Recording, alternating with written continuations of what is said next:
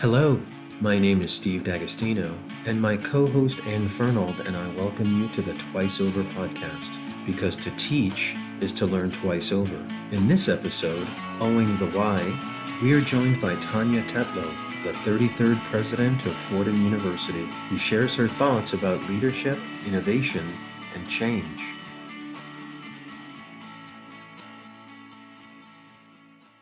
Welcome to another episode of the Twice Over podcast. We often joke that this is a very special episode, but in fact, this is a very special episode of the Twice Over podcast.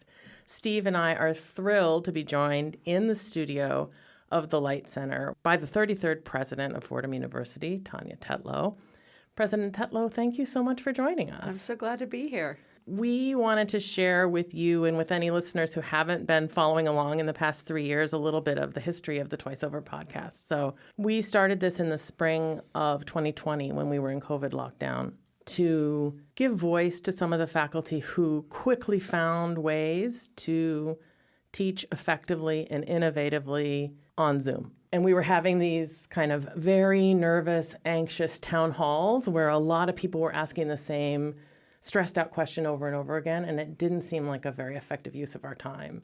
And instead, what if we had a podcast where we interviewed faculty members who were doing things that were working and shared that out so people could listen on their own time and hear something that might resonate with them and might work in their classroom. So that's how the Twice Over podcast got its start. What a great idea.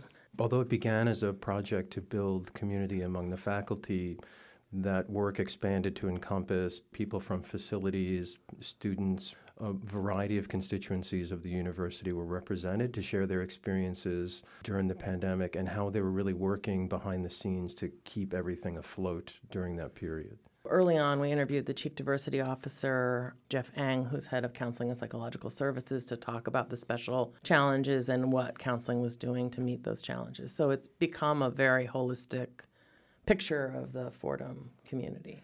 We're all starting to park a lot of these memories in denial in that dark room where my own Katrina memories live. And I think we forget how heroic an effort it really was and how extraordinary people were.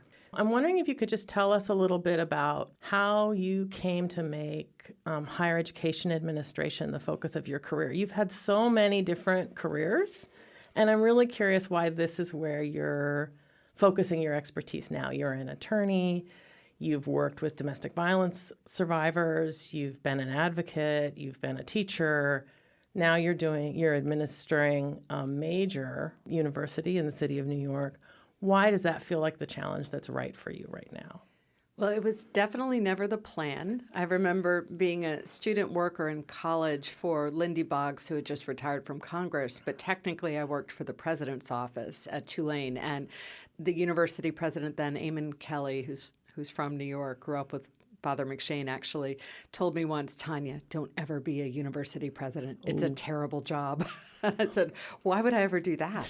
That was like a prophecy. Exactly. But I also had forgotten that there were a few women administrators at Tulane then, about 5 of them who had major posts, who created a training mentoring effort with young female undergrads to try to show us what it meant to be in higher ed administration. And we had readings and we would follow them. We got to actually shadow each of them in their jobs.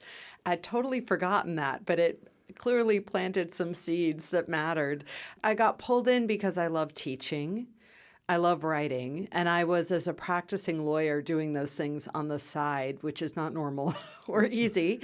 I worried, though, whether academic life would be engaged enough with the world. That was always my worry, because I care a lot about doing advocacy, of being out engaged with people. And this job came open at Tulane Law School that was a tenure-track job running a law school clinic representing domestic violence survivors. And it just ticked every box that I could make myself actually write and think, because it's hard to do that without someone really forcing you. And when you do that, you realize you have a lot of inchoate thoughts, but until you actually have to prove them, it really does a lot to hone your thinking about the world.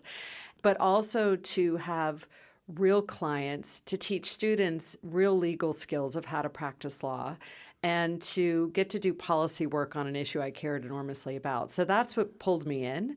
I love solving problems. I love thinking about systems. Some of that is the lawyer in me. And so I did some things along the way, but was asked by the president then to be his chief of staff, which was a great role of looking at the whole operation, thinking about the role of a president in the abstract before it had to be me, which was really helpful. Getting to understand how much universities can and do matter. So that's what hooked me in. And then you add the Jesuit part of it when Loyola came calling. It is just these seeds so deeply planted in me, as you guys know, since birth. That really did feel like a serious calling of what I was meant to be. Like all the Jesuits in my family secretly trained me for this since birth without ever telling me. It just felt really right.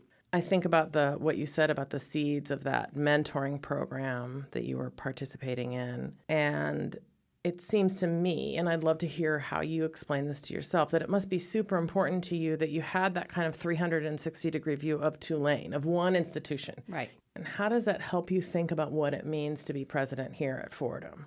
It helps me understand how institutions that are big and unwieldy and protective of their core values, how they change, which is not an easy thing to do. So really being part of the faculty and having the then president try to persuade me of things and how I reacted to it. And I remember those instincts a lot, right? When I'm on the opposite end, right? It's like, I used to think, oh, I don't know about this, and be very cynical about it too, of how you go about helping people understand the long-term impetus of why universities have no choice but to change if we're going to survive and flourish without panicking people or making them feel like you're making up the crisis, right? Of how you help them understand that it's not that the threat is tomorrow the way it was with COVID, but it is 5 and 10 and 15 years from now. And so if we don't change now because it takes us so long, we're going to be in real trouble. But balancing that turning up the heat in appropriate ways without making people feel like you're exaggerating or that you've made them worry more than they should. Or that you're throwing out all their cherished traditions. Right. I think a lot about the Jesuit principle of indifference, where you hang on to what matters and you let go of your attachment to what doesn't matter. So telling the difference is hard, but that notion that if we carry all of our baggage with us constantly, if we decide that every single thing we do matters enormously, if we are never willing to adjust to the times, then we will fail. Having people navigate that, understanding that change is hard. Change is loss. Even good change is hard. So I have learned to restrain myself a little bit because I love change, but knowing that you don't do that lightly. And also understanding, I had this metaphor that occurred to me that, you know how when you're driving the car, you don't get as car sick as when you're a passenger in the car? Well, that's what change is like, right? Oh, Change really, is fun for me because I'm the one instigating it. But for everyone else worried about what it will be or whether we won't value what matters most, it can be really scary. If you're trying to make a big institutional change, you need to talk about it so much, gently lead people into that change for so long that by the time you finally make the change, they're like, finally. Right. Enough with this. Enough with this. I'm so tired of hearing about this big change. Well, and you owe them the why. Right. Yes. And I've seen people who jump too quickly to, oh, this is such an obvious conclusion and I'm just going to issue the order. But people need to understand why you're asking it of them and to feel good and comfortable about that. That's been the theme of our work in response to the pandemic. The different ways of teaching online through Zoom, synchronously, asynchronously, struggling with the technology, trying to choose the appropriate tools, thinking about students who didn't have access to those tools or the internet. Right. But the core of our conversations with faculty was that, well, you're really doing a lot of the same things. The context is different, but many of the methods, your goals remain the same. I am often terrified of technology, so I share that fear of just how daunting and annoying and hard it is to figure out systems that feel like they should be intuitive and are not. So it took a lot of collective courage. And in some ways that was exhausting. In other ways, it builds a muscle of really sort of refusing to turn away from things just because we're afraid of them, that we're willing to grapple with them. And I think there's something really important about the fact that we are in the business of teaching. And Yes. so to teach each other is so important. And that's the work that you've been doing with the people you've been interviewing, is that if there's anyone who should understand how to spread information, how to help people understand, it's us. So how do we model our own pedagogy with each other? Yeah, I mean, I would take calls and emails and Zooms with faculty who are this deep expertise and decades of experience and were so almost in despair that they could not communicate this to their students remotely. Right. And I think really we try to operate from a place of empathy. Yes. Right? It's not judgment, right? No. We all feel this way. You're running next to a moving train. Right. The minute you slow down, you're behind, and it happens to all of us. How do you reassure people that you're still valuable, that we need you in this new reality we're attempting to build? We can't do it without you. We need that expertise. I think you say that over and over again, but it's also that faculty understood that when they had this moment of being separated from students at the moment the students needed us most. The students were going through incredible pain and disruption and isolation at a moment which in their development came at a really tough time, right? Yes. It's one thing for us to lose a couple years of our middle age.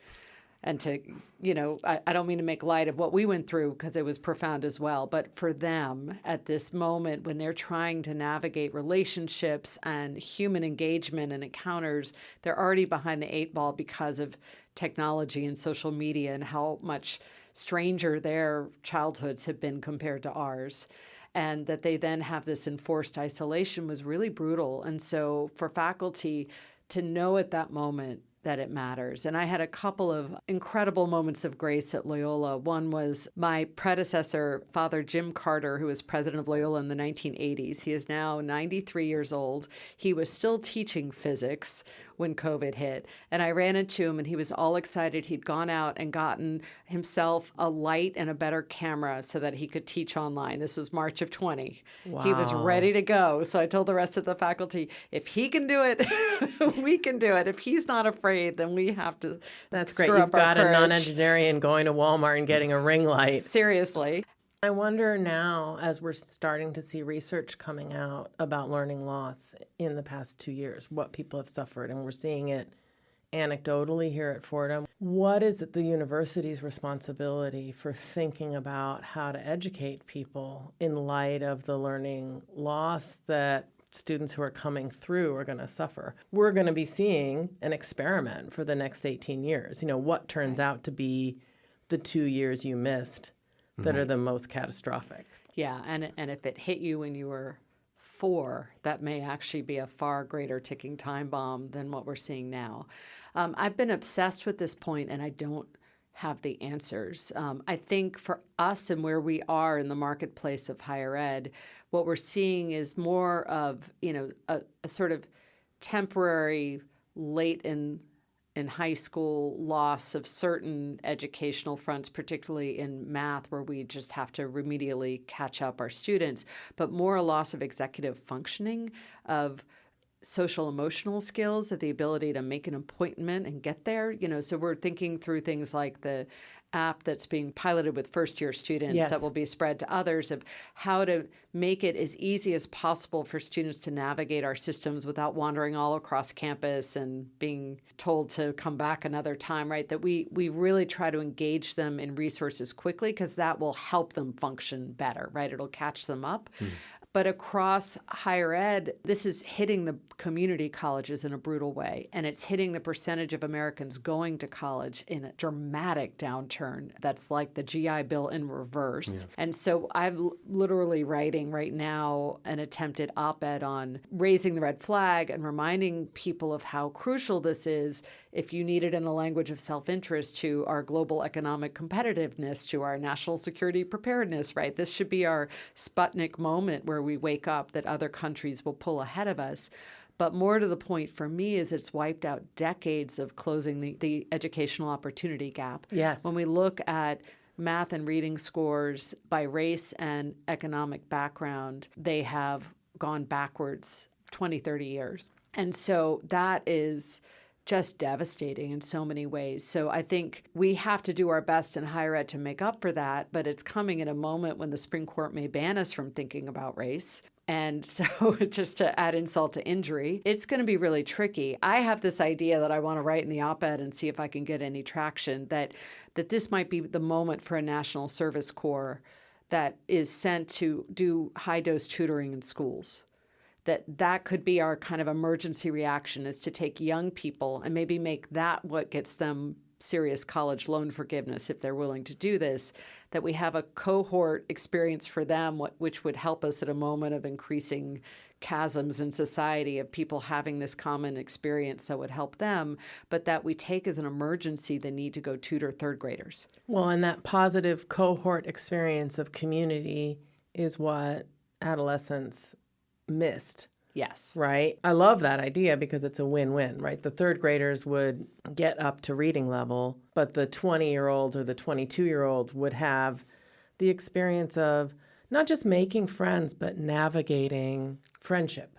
Yes, and doing something important and full of purpose, and doing it with people who come from very different backgrounds than you. You know, in the way that the military does an extraordinary job of creating community and engaging with difference, that we could have that service component. Anne and I have been thinking about innovation. We noticed in a few of your talks that you've mentioned this. And we've been struggling to determine, like, what's the difference between innovation and creativity? What does innovation mean? You use the word change. So I know all of these words are really similar, but how does innovation, as we sit here in this light center with all of this technology, how does that figure into what you're thinking about when you think about how the university could be different? It's a mix of the great big idea, the direction in which we all head, but also lots of little ones. And that's part of what I wanted to activate across campus, is the kind of innovation that leads people to solve a problem in a different way, to think about the world a little bit differently. And so creativity very much helps in that. But creativity alone, I'm the master of brainstorming and ideating all over everybody. That doesn't necessarily lead to the innovation that will carry it through, that's pragmatic, that where you find the one of your 1,000 ideas that actually is brilliant. I love hearing the stories of the people in facilities who've been quietly reducing the carbon footprint of this campus by a remarkable amount. They've built massive solar fields, that they have been changing out LED lighting, that they've just been willing to innovate, to think ahead, to say, okay, well, we can replace these light bulbs with the same kind, or we can think about the payback period of putting in the more efficient lighting would be a few years, so let's just go ahead and do that and make that investment. IT, similar sorts of willingness to think really creatively about how we fix systems, how we take the unwieldy process that has 7 paper forms and triplicate and put it all online. Bless them, right? Yes. You know, these are the people we need. You know, for me, I think part of my job is to empower people with the idea that they have permission to do that. And part of that is the message that failure will not be punished, right? That if you carefully think out the willingness to take a risk, to try something new, and then it doesn't work, right? The quality of that decision is not measured by the luck of whether it worked or not, right? You know, we look at it in the context of what we know and whether it was a smart decision, but that it's okay to try things and fail, because if that's not okay, we will never try new things. And making sure that people understand that, and that culture is infused throughout. Yeah, I mean, there's going to be a lot of failure in what you do anyway. So fail at something you really deeply believe in, right? Right. You know, the difference between failing at something you've done 100 times and just got sloppy versus taking a calculated risk and trying something new. And that's what we really need, and we need it at every level. We need everyone in their work and what they are doing to think constantly, could I do this a different, better way? And partly because that's also what makes life fun. That's what makes our jobs engaging and interesting. And it's the difference between a professor who teaches the same yellowed lecture notes for 50 years versus someone constantly thinking about their field and their discipline and what they're teaching, but also the methods of pedagogy, right? And it's just so engaging and interesting to constantly be looking at your syllabus, of thinking about a different, clever way to get through to the students. And it makes you more happy too, right? That you have that joy. Joy is exactly the word, right? And I love that phrase you used, failure will not be punished, because it's so scary. It can be so scary to try something new. Yes. But if you're thinking about it in the boundaries that you're describing, right, where you're like, I understand my purpose, I understand my goal, I'm going to try it a different way for this reason. Maybe I can do it faster. Maybe I can do it with more equity. Maybe I can do it and bring along the students who are having trouble grasping the concept. Maybe I can do it and save some money, right? I mean, there are lots of different reasons why we might want to change. But if you know what that is and you try something, that in itself is a worthwhile enterprise. And then we figure out what we learn from it, and then we go from there. Right. I mean, just trying some new technique in the classroom is scary. The students will look at you in this blank Ferris Bueller moment, and you think, oh, well, that didn't work. But it's worth it, because sometimes when you have those moments where you see that they got it and they're excited and you got them to care about the thing you love most in the world, that's it's that's like there are everything. no classes that just went okay. Right. It was either like the greatest thing ever, or what did I do to my life? Why am I doing this? Right. But they admire the effort, honestly. If they can see you're trying, even if your jokes fall flat or your new technique doesn't work, that, they get it. It's funny, in our work, when our work took off really exponentially during the pandemic, we started a lot of the conversations around tools, right? Zoom. How do you put them in breakout groups? How do you share your screen? How do I poll my students? All of these technological fixes, which are really valuable to people. Yes. But now our work really looks at methodology, right? Not how do you do it, but why. Like, why would I do this? What are my goals? And it took the provocation of being forced to teach remotely to have a large percentage of the teaching population really begin to interrogate their practices. Right. I can't do this anymore on Zoom, and which leads you to the question, why did I do that before? What's another way to do this? Yeah, the polls is a great example. There's so much research on the fact of kind of quizzing students, making them wake up, having them process and tell you what they think, that just locks in learning in a particular way. And it got so fun and easy to do it on Zoom, but how do we do it more in the room? K through 12 is a lot better about thinking about pedagogy than higher ed is, just across the board. And coming from law teaching, we're all about the Socratic method, right? Socrates had it right. We're just stuck there. It is embarrassing, I think, sometimes to think about how little we try to ask ourselves the question of whether what we're doing works, right? It's like we want to throw our students on a bell curve and see where they land, and that's on them. And it's a way to differentiate, as if they can't figure out how to deal with passive listening as a method of learning, that's their problem. But that's not who we're trying to be. And if the goal is honestly to get every student on board. I had another great moment at Loyola where a professor who was a longtime producer of 60 Minutes, and he went back to New Orleans to try to retire, but the Loyola journalism program sucked him into teaching adjunct. And he said he was bragging to his colleagues on the faculty about his brightest students. And they said, but how are your worst students doing? Because that's how we measure you around here. Kind of a light bulb moment, right? It is a light bulb moment, and it was very true of the faculty of Loyola in ways that just blew me away, is they wanted to lose no one. And that was the goal, is how do you get everybody on board and across the finish line, and to treat that as such a glorious thing to have the privilege to get to do. So one of the things we've been talking about when we talk about innovation is exactly related to this, right? Is that how do we get people to think about innovation as being the innovation is our most important priority is making sure that the student who feels the least belonging on campus comes to feel like Fordham is my home.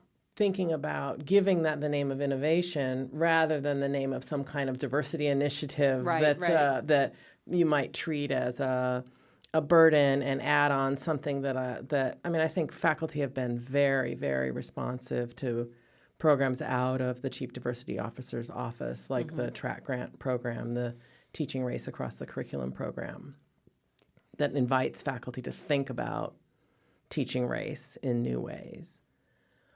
But how do we make people think about innovation as importantly including racial minorities, underrepresented people, including students who may have the least educational access, the least preparation? Part of it is just asking those questions, is stopping in the drumbeat of our day-to-day work and faculty meetings and endless committee meetings to ask important questions and not just go through a checklist. And so right now, as the undergraduate faculty are thinking through the core curriculum, that's a moment to really say, what are the outcomes we're trying to produce? What are the core values and skills and disciplines that we want our students to know, and not just assume that that which we did 75 years ago is necessarily still right, not for the sake of change, because it might still be right? There's something really profound about the core skills that we've always taught that matter, but to ask the what are we doing and why questions, and to have that be a bigger part of our lives is that we really sort of challenge ourselves in that way. And universities are good and bad at that, right? We tend to resist change because we don't want to have outside influence, outside interference. We want to hang on to our core values. And so for 1,000 years, we've been very good at resisting change.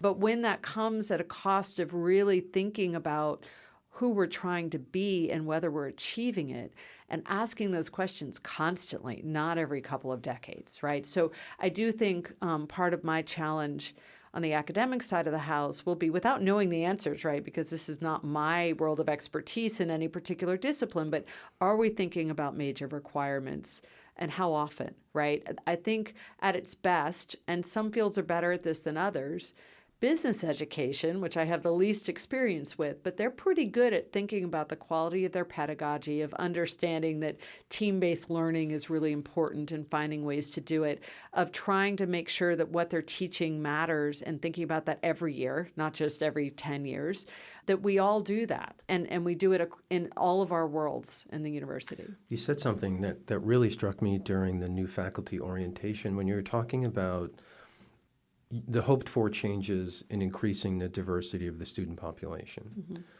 And you said your argument would be, what we did for your families, we want to do for these families. That theme is emblematic of what you're saying, mm-hmm. right? That the core mission remains the same. Yes. Right? These are still our values.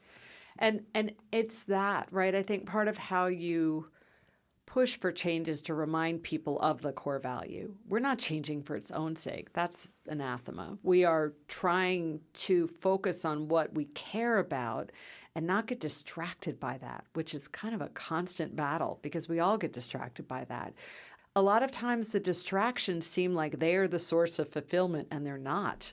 What fulfills us is why we came here in the first place and the glory of what we get to do. And so if we focus on that, the other things we try to work on, do our best, make them matter, but that we don't lose sight of why we're here in the first place. Because nothing else will really pull at people's souls and hearts and make them understand that what we do here really, really does matter to the world.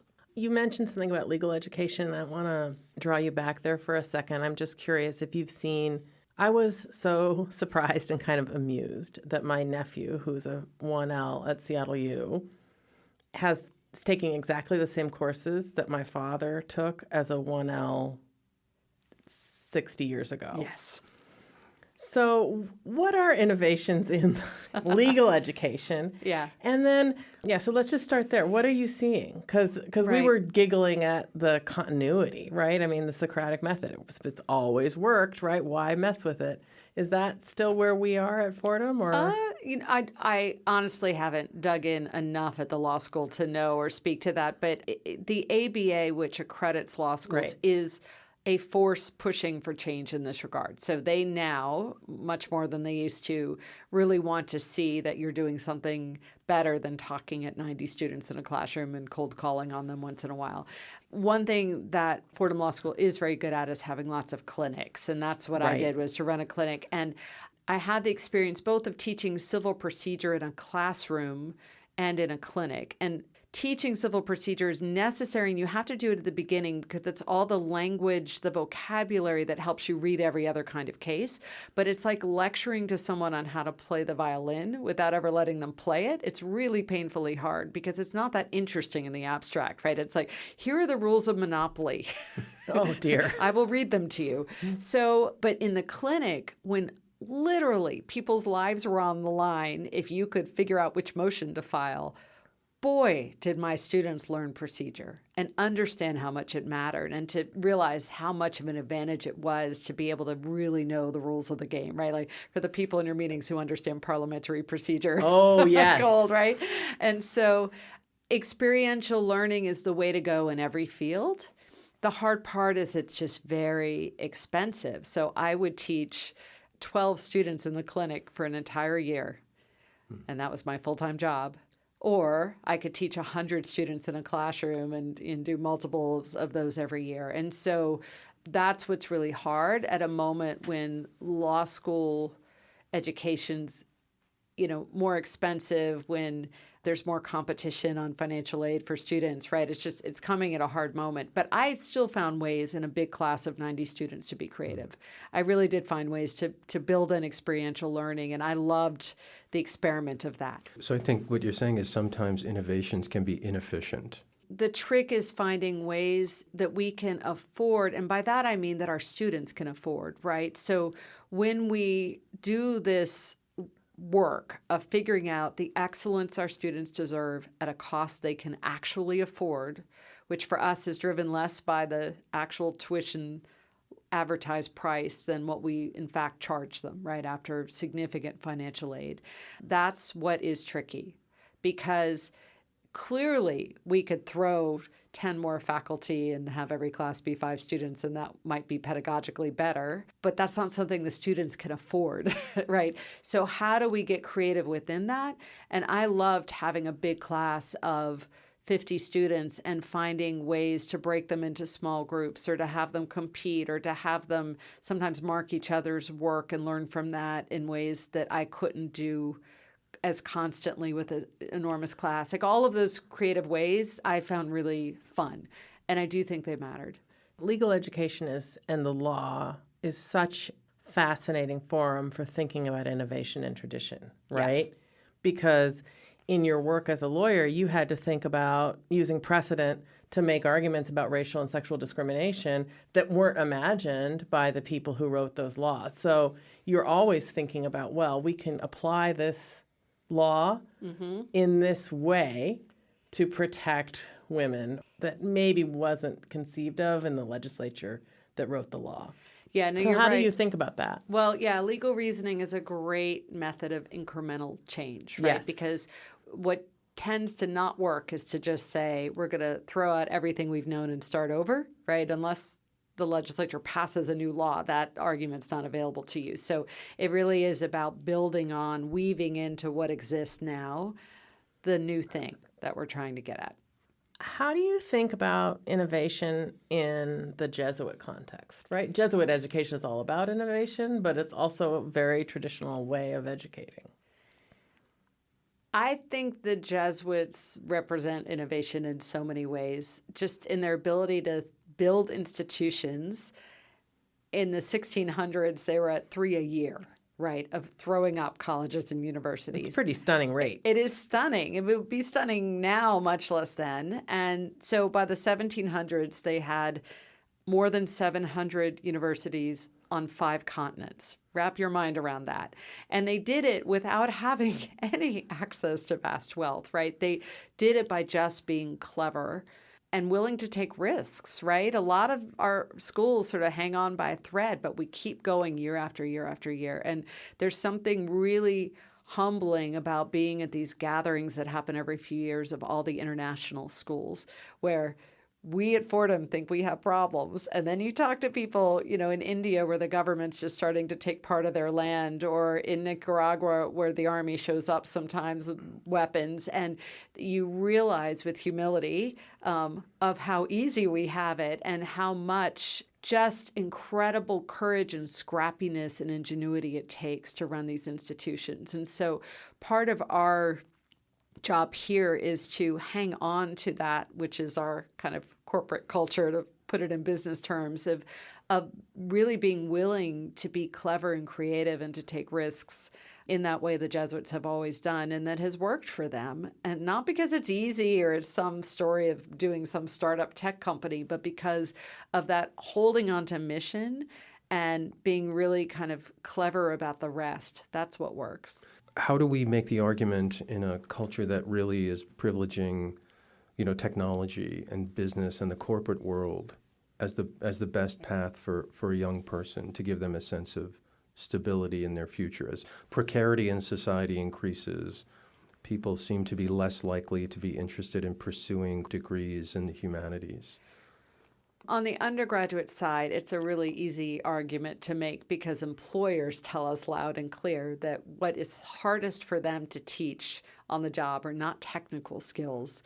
It is how to communicate, how to have emotional intelligence, which requires sort of the empathy built by reading a novel where you put yourself in someone else's shoes, or you look at art or theater and engage with humanity writ large, the cultural competence it takes to function in a global economy. So we have all those self-interested arguments to make about how much easier it is to teach those skills in the context of humanities than in more technical applied sorts of courses. We have the broader brush need to train citizens, right? At this moment where we have all of these increasing threats to democracy, the fact that we don't know our history, that we don't know how our government is constructed, that we haven't thought writ large about how humanity organizes itself and across different nations and different contexts and different comparisons is really killing us right now, that we don't have that deeply rooted base in human knowledge and understanding. So all of those things, it's hard because we hang on to the core teachings of Jesuit institutions, which you just asked about, that have been around for almost 500 years. It is also true that our schools, because they've been so interested in opportunity and throwing the doors open more widely, have educated students for whom getting here is such a stretch, where their families have handed over their life savings, where they've taken on debt.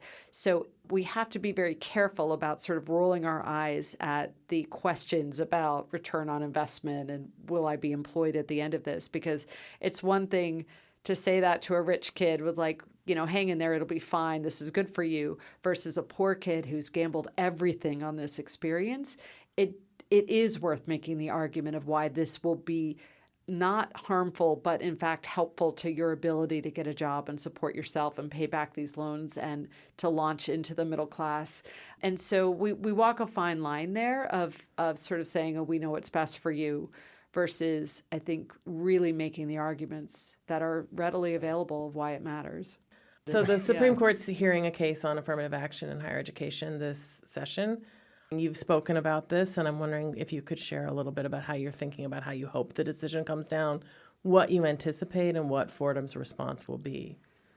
Well, I'm not very hopeful at this moment, but we'll see. I do think there are two of the justices recently confirmed who were asking some tougher questions during the hearing, so who knows? There may be some middle ground yet available, but the worry is that in all of the ways that we try to evaluate students and all of the ways that we understand that it's not possible to line students up sequentially in how much they deserve to be here in some objective sense, right? And the fact that during COVID, so many of us went test optional because we finally universally acknowledged that the testing was problematic, that it measured how much private tutoring you had to take the test more than it really measured your objective ability. And we know that from our own retention data, where grades in high school matter more than those tests.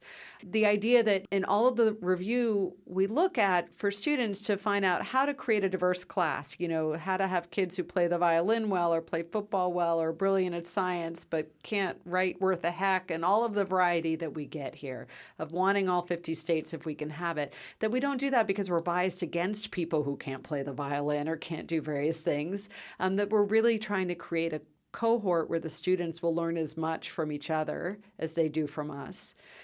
A, that's really important, and B, that when we constantly ask students, what have you overcome in life, as the prime question that they all write about in their essays, we do that because that grit, that determination is really important to us. And as a predictor of how well someone will do and what they may achieve in life and what we're trying to encourage. And the notion that of all the obstacles that we could be asking about, family trauma or growing up poor or growing up on a farm or in isolation or any of those things, that the one thing that we're not allowed to consider is overcoming racism, which we can quantifiably prove still has a huge impact on people's opportunities in life, that's the one thing we're not allowed to consider, I just find absurd.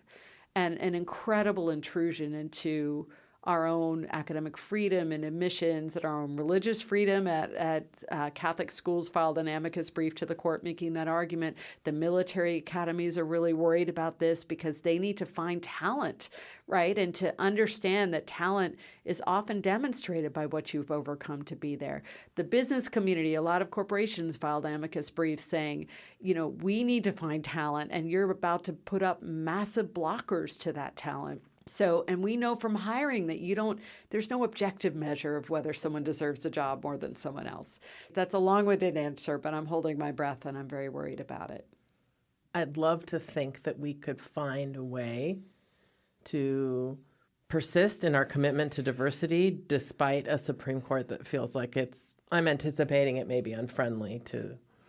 What we can do at Fordham is to recruit heavily as we do now in our backyard. We are allowed to do that. And because we are in a gloriously diverse community full of extraordinary kids, that will be one thing we're allowed to do. And the fact that we have such success helps drive more success, right? That this is a place you can come and have an incredible cohort of students already will help us maintain, but we'll see. So we're going to ask you the question we always end with, which is to invite you to tell us about a favorite teacher in your life.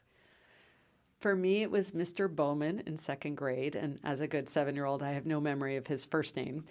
And I went to a Catholic girls' school, showed up having newly moved back to New Orleans as a kid who was struggling socially because a lot of the girls in the class had a lot of money and I didn't, because my parents are brilliant academics but not so good at teaching me basic social skills. And so I was kind of one of the shunned students in the class and struggled mightily for that, was pretty miserable. And Mr. Bowman just had this way of encouraging me without calling out what was going on, but just looking me in the eyes and seeing me and sort of making me feel like this too shall pass. And I was meant for bigger and better things, and it would be okay. I am forever grateful to him for helping me get through and for teaching me to love reading, which is what he taught me. Mr. Bowman. Mr. Bowman. Thank you, Mr. Bowman. Yes. That was great. And sometimes those just little glances across the room, the little bit of eye contact, that's the thing you need to get you through that hard day. Pretty much. That's beautiful. Well, President Tetlow, it's really an honor. We're really, really happy that you came to talk with us today. Thank you for being our guest on the Twice Over podcast. I'm so glad to be here. I'm so glad you're doing this. Thank you. Thanks very much.